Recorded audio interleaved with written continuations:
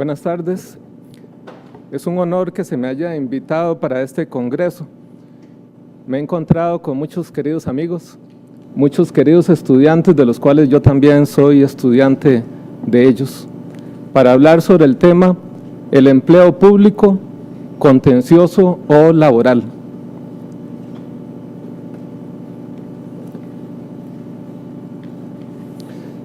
Efectivamente, el nombre del Congreso se encuentra atinadamente puesto, toda vez que el derecho laboral en esta época actual asume nuevos desafíos y nuevos retos.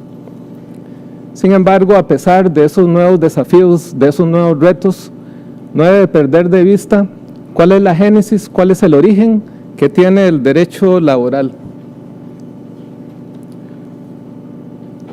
Efectivamente, el derecho laboral siempre ha sido un derecho realista, ha sido un derecho no formalista, ha sido un derecho tutelar de clase. Este derecho humano nació en las minas, nació en las fábricas, en los diamantes manchados con sangre, en los niños que trabajan en las minas. Es por ello que se le ha calificado a este derecho social como mixto, pero más propiamente como social, porque según el artículo 1 del Código de Trabajo, se encuentra inspirados en los principios cristianos de justicia social. En razón de dichas características de contener el derecho laboral, normas de orden público y normas de orden privado, es que desde siempre se ha generado una controversia sobre, en materia de empleo público, la controversia de que a quién le corresponde resolver sobre dicha materia. Es un gran dilema, un dilema que se ha generado desde hace mucho tiempo y que ha generado graves conflictos de competencia, es decir, a quién le corresponde resolver el empleo público, a la jurisdicción laboral o a la jurisdicción contenciosa. Tal situación de ambivalencia a lo largo de todos estos años le ha causado perjuicio al empleado público, debido a que se han generado múltiples conflictos entre lo laboral y lo contencioso, conflictos que han sido originados en responsabilidad de ambas jurisdicciones, en diversidad de criterios, inclusive en indecisiones legislativas. Esos problemas que he venido observando y que hemos venido observando a lo largo del tiempo, a través de este conflicto de competencias que se genera entre ambas jurisdicciones, las he resumido en el primer aspecto en caducidades en pensiones. Hace mucho tiempo se estaban declarando caducidades en materia de pensiones. Era algo sumamente grave. En aquella época, por ejemplo, inclusive se le aplicó una pensión, una caducidad de pensión a una pensión de Hacienda de 1 año. Inclusive también se han estado aplicando caducidades en materia de solicitud de reajustes de pensión, cuando tenemos claro que la pensión es un derecho adquirido y por lo tanto los reajustes de pensión pues también lo deben de ser. Otro aspecto en el cual se han generado problemas para los trabajadores es en relación al daño moral y la reinstalación, porque por un tiempo se manejó el criterio de que si se reclamaba el daño moral había que ir a lo contencioso, y si se reclamaba la reinstalación había que pedirlo en lo contencioso, y las demás pretensiones debían de ir a la vía ordinaria laboral. En materia de nulidad de actos, es un problema definitivamente que se haya hecho una decisión de manera tal de que si se pide la nulidad del acto hay que ir a lo contencioso, si no se pide la nulidad del acto hay que ir a la jurisdicción laboral, cuando en realidad ambos jueces están capacitados para resolver sobre la nulidad de un acto administrativo. En cuanto al patrocinio letrado, efectivamente, en materia de la jurisdicción contenciosa, debe de contar con patrocinio letrado, todo ello lo cual le ha generado afectación a los trabajadores a no contar con los recursos para poderse proveer del mismo. En cuanto al tema de la capacitación de los abogados litigantes, Se observa en cuanto a los abogados litigantes, y ello afecta también al trabajador, que en materia de capacitación de oralidad deben de formarse más, también en materia de validez y eficacia del acto administrativo y en cuanto al cobro de los daños y perjuicios por conductas materiales de acción o omisión. Todo ello afecta al trabajador. Otro problema es en cuanto a los principios relegados. En lo contencioso se encuentra relegado al momento de resolver el principio del contrato realidad y el principio del indubio pro operario, los cuales se han considerado incompatibles con un régimen de empleo público de un régimen estatutario. Eso le ha generado también problemas a los trabajadores.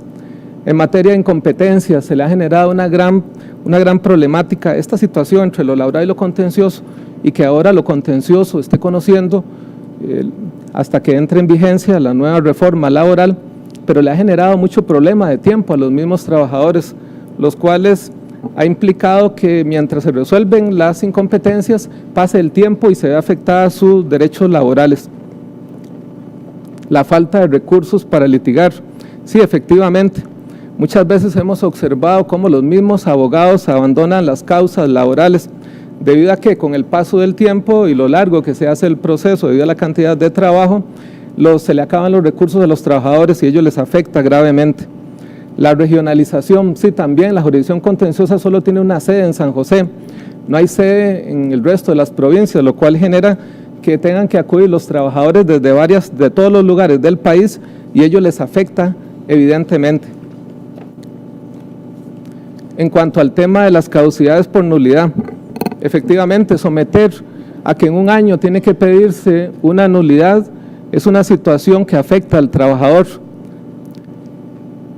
En cuanto al tema de los daños graves en las cautelares, hay una situación que ha complicado en la jurisdicción contenciosa, y es que algunos consideran que el daño grave debe probarse, otros consideran que no debe de probarse.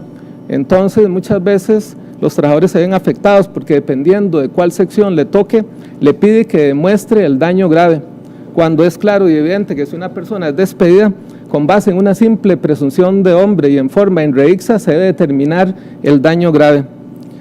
En cuanto a la duplicidad de demandas, también he observado problemas en este sentido, porque lo que hacen los abogados es plantear la demanda en lo laboral y luego plantear la demanda en lo contencioso para probar suerte y ver cuál jurisdicción le conviene más. Todo precisamente por estos conflictos de competencia entre ambas jurisdicciones.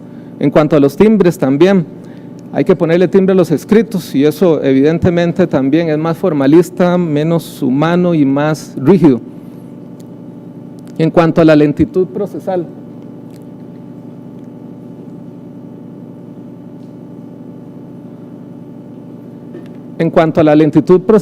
efectivamente, los procesos son lentos, hay muchas demandas, muchas veces los trabajadores tienen que plantear sus acciones sin siquiera tener una medida cautelar, es decir, estando despedidos, lo cual le genera mucha afectación.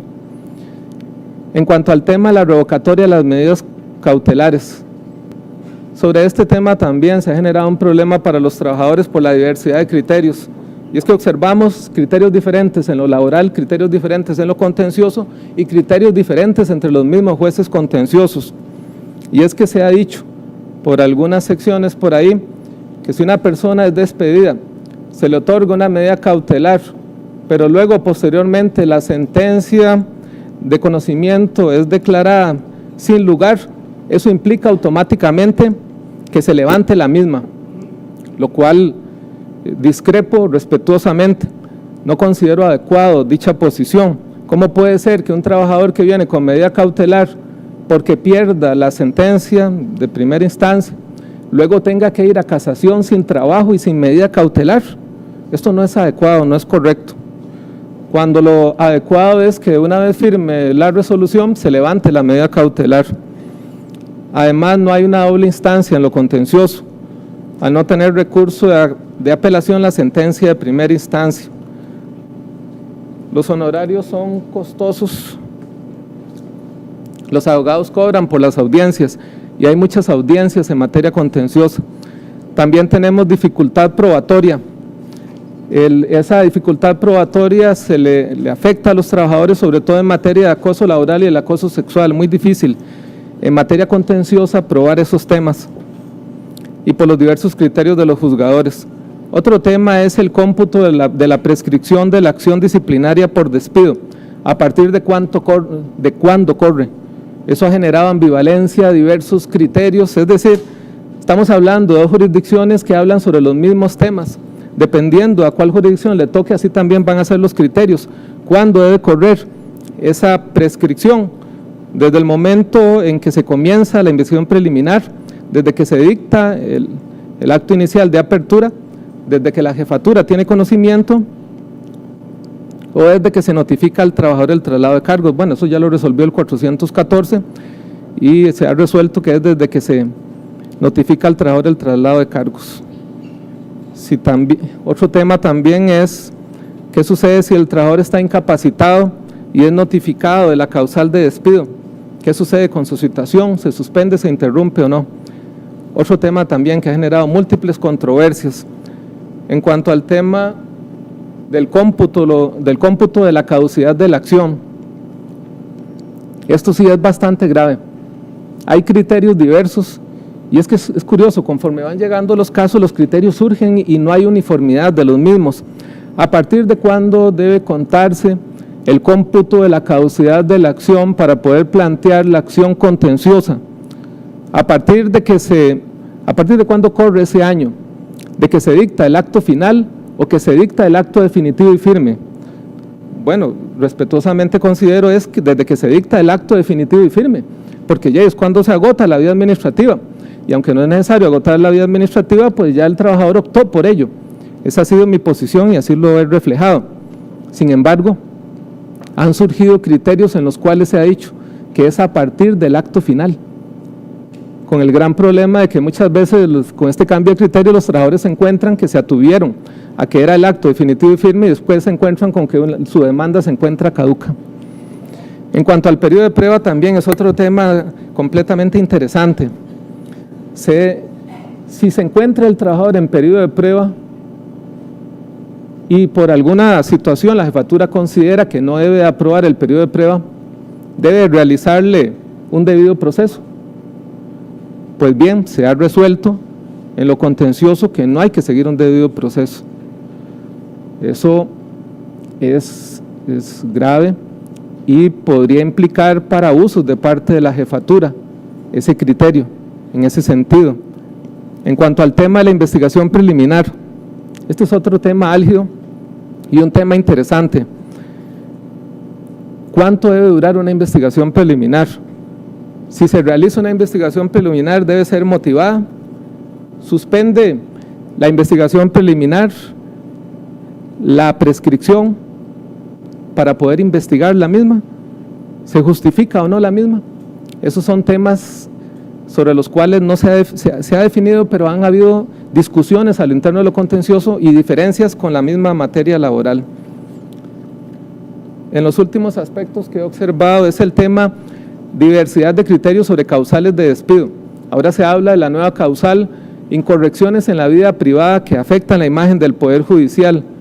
Y también, pero al final, ¿hasta dónde debe de ingresarse en esa esfera privada del ser humano y que toda acción que realice en su ámbito privado sea causal de despido? Eso es algo que hay que definir y que ha generado múltiples controversias y múltiples criterios. También sobre las causales de despido en periodo de incapacidad. Nos ha tocado resolver casos de trabajadores en periodo de incapacidad que por motivos de depresión, porque asistieron a una huelga, fueron despedidos, lo cual debe ser analizado con cuidado. También el último aspecto es el de la caducidad de la instancia. Este es otro tema álgido también que le va a tocar a los jueces laborales resolver. En lo contencioso se ha estado indicando que la caducidad de 6 meses que establece la Ley General de la Administración Pública, que es para caducidad de procedimientos administrativos, debe aplicarse también para procesos de conocimiento. No juzgo el criterio, pero ahí queda para que cada uno lo analice. Sin embargo, esta ha sido una situación que ha generado también problemas para los trabajadores. Finalmente, todos estos desafíos y retos se presentan ahora para los jueces laborales. Si bien el legislador optó por remitir a la jurisdicción laboral el empleo público 420 de la ley 9043, ante ello debemos de cuestionarnos la pregunta inicial: ¿cuál es la jurisdicción idónea para conocer del empleo público? Todavía no hemos dado respuesta a ello, pero sin embargo lo voy a responder con otra interrogante.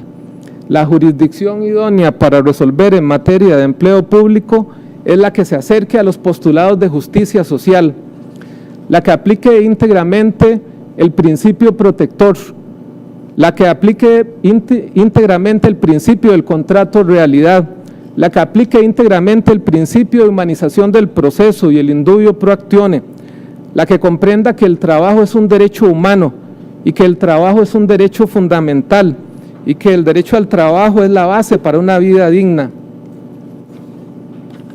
que las personas deben tener la posibilidad de un trabajo decente, en condiciones seguras y saludables, que no sean degradantes para la dignidad humana.